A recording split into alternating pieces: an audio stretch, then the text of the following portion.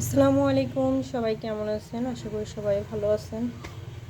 আলহামদুলিল্লাহ আমিও ভালো আছি, তবে অত বেশি একটা ভালো নেই। জীবনে মনে সৎ এবং সহজ সরল হয়ে মনে সব জায়গায় ঠকে গেল। রুটিটা আমি কাঁচা আটা দিয়ে বানাইছি, সে কারণে রুটিটা কিন্তু দেখতে গোল হয়েছে, একটু শক্ত শক্ত হবে, কারণ আটাটা আমি কাঁচা পানিতে গলাইছি। আমি কথা বলতে পারতেছি না, আমার ভিতরগতভাবে মানে এতটাই কষ্ট হইতেছে, আমার সাউন্ডও ক্লিয়ার আসতেছে না। পৃথিবীতে যে আল্লাহ তাআলা কত ধোঁকাবাজের সাথে মিলাবে আল্লাহ ভালো জানে, এত ধোঁকাবাজ কেন আমার জীবনে আসে।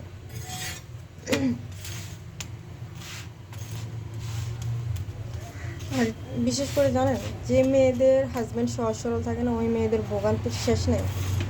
মানে হাজব্যান্ড সহজ সরল, হাজব্যান্ড মন বোঝে না, মানে সব দিক দিয়ে থেকে যায়। মানে ওই যে আল্লাহ, মানুষ বলে না যে একটা মেয়ের অলংকার তার স্বামী, আর একটা মেয়ের নসিবটাও ডিপেন্ড করে তার স্বামীর উপরে। তার স্বামী যদি ভালো হয় এই দুনিয়াতেই সে ব্যস্ত দেখে, আর তার স্বামী যদি খারাপ হয় তাহলে তো দুনিয়াতেই তো দেখে। আমি খারাপ বলবো না আমার হাজব্যান্ডকে, কিন্তু সে একটু অতিরিক্ত মাত্রায় ভালো এবং সহজ সরল। খুব হয়তো তার কথাগুলো আমার সাথে সে খারাপ করে, কিন্তু বাকি সবার সাথে সে এত ন্যায় বিচারক, এত সহজ সরল, এটা বলার মতো না। সে কখনো তার নিজের স্ত্রী বাচ্চার চিন্তা করে না, তাদের ফিউচারের চিন্তা করে না। সে সবসময় তার মানিজ্যতের চিন্তা করে, সবসময় তার সোসাইটির চিন্তা করে। এবার ঘরে নিজে না খেয়ে থাকো সমস্যা নেই, কিন্তু সোসাইটিতে তার ইমেজ বাড়ায় রাখতে হবে।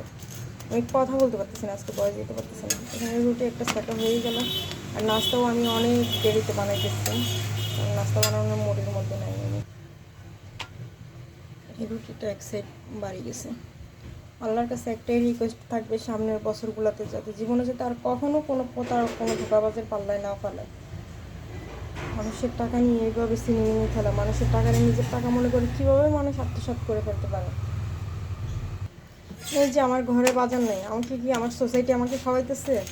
না আমার বাসা ভাড়াটা আমার সোসাইটি দিতেছে? কেউ তো দিতেছে না। তার যে এত টেনশন, মানে আমি বুঝি না সে মানুষের সাথে এত ভালো ব্যবহার কেমনে করে, আমার মাথায় ঢোকে না। আর আমি একটা মহিলা মানুষ, আমি তো আর পুরুষ মানুষের মতো মানুষের সাথে তার ডিল করতে পারবো না। সবাই আমার ফায়দা নিতে চাইবে, কেউ আমার উপকার করতে চাইবে না। আমি কিছু কথা বলতে চাইও বলতে পারি না, মুখ আটকে যায় আবার। জানি না আল্লাহ কি রাখছে নজরে।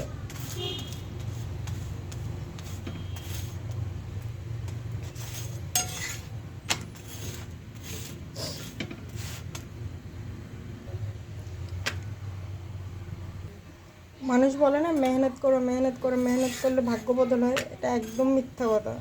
মানুষ ভাগ্যের সাথে কখনো লড়াই করতে পারে না। গত কয়েকটা বছরে আমি কতগুলো টাকা হাতে ধরে আমি নষ্ট করছি। ক্যানাডা আমার থেকে নিচ্ছে 80,000 টাকা, এগুলো একদম আমার ক্যাশ টাকাগুলো।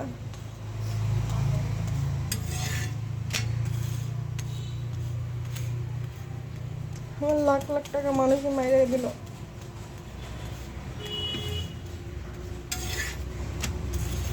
এটা সম্পূর্ণ আমার নসিবের দোষ, আমাদের নসিবের দোষ, যে এটা আমাদের দুর্ভাগ্য, এখন দুর্ভাগ্য হিসেবে ধরে নিতে হবে।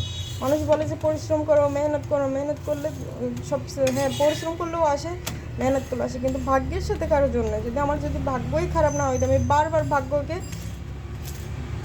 আজমাইছি, কিন্তু তারপরেও ভাগ্য হয় না। তো ভাগ্যের পিছনে দৌড়াইতে দৌড়াইতে আমার সব টাকা পয়সা শেষ, সব শেষ। এই টাকাগুলো আমি ঘরে বসে বসেও যদি খাইতাম তাও আমার আরামসে চলে যেত গা মাস বাই মাস। আমি সহসা কাউকে কোনো কিছু বলতে চাই না। আমি ঘরের লবণ দিয়ে ভাত খাইলেও আমি সবার সাথে হাসি মুখে থাকি, আমি সবার সাথে সুন্দরভাবে কথা বলি। আমি কখনো কাউকে দুঃখের কথাগুলো জানাতে চাই না। তাই মানুষ মনে করে কি আমি সব সময় সুখে থাকি, আমি হাসি খুশি থাকি। স্পেশালি আমার আত্মীয় স্বজন বা যারাই থাকে তারা সবাই মনে করে আমি অনেক সুখে থাকি, আমার হাজব্যান্ড আমাকে অনেক সুখে রাখে, কিন্তু আমার ভিতরের কথাগুলো, আমার ভিতরের কমতিগুলো আমি কাউকে দেখাই না। আজকে এই কারণে বলতেছি যে অনেকেই হয়তো জেলাস হইতে পারে না আমার লাইফস্টাইল বা আমার কথাবার্তা, আমার হাসি মুখ দেখে। তাদেরকে বলতেছি ভাই, আমি সবার সাথে হাসি মুখে মিষ্টি মুখে কথা বলি, কিন্তু আমার ভিতরের কষ্টগুলো আমি ভিতরেই রাখি। এইটা ভাইবা কেউ আবার জেলাস হয়ে আমার উপর উল্টাপাল্টা ব্ল্যাক ম্যাজিক এটা সেটা যদি কেউ কিছু করে থাকেন দয়া করে টাকাটা দেন, আমি অনেক কষ্টে আছি। আমি কোনোভাবে আমি যেদিকেই যাই সেদিকেই আমার পথ বন্ধ হয়ে যেতেছে। আমি যেদিকে যাই, আমি যেদিকেই ইনভেস্ট করি আবার সেদিকেই লস হয়ে যেতেছে। অনেক কথা বলে ফেললাম। তো আল্লাহ হাফেজ, সবাই ভালো থাকবেন। 5 মিনিটের উপরে হয়ে গেছে ভিডিও, শুধু রুটি থাকতে থাকতে। তো টাটা, সবাই ভালো থাকবেন আর আমার জন্য একটু বেশি বেশি করে দোয়া করবেন। আল্লাহ হাফেজ।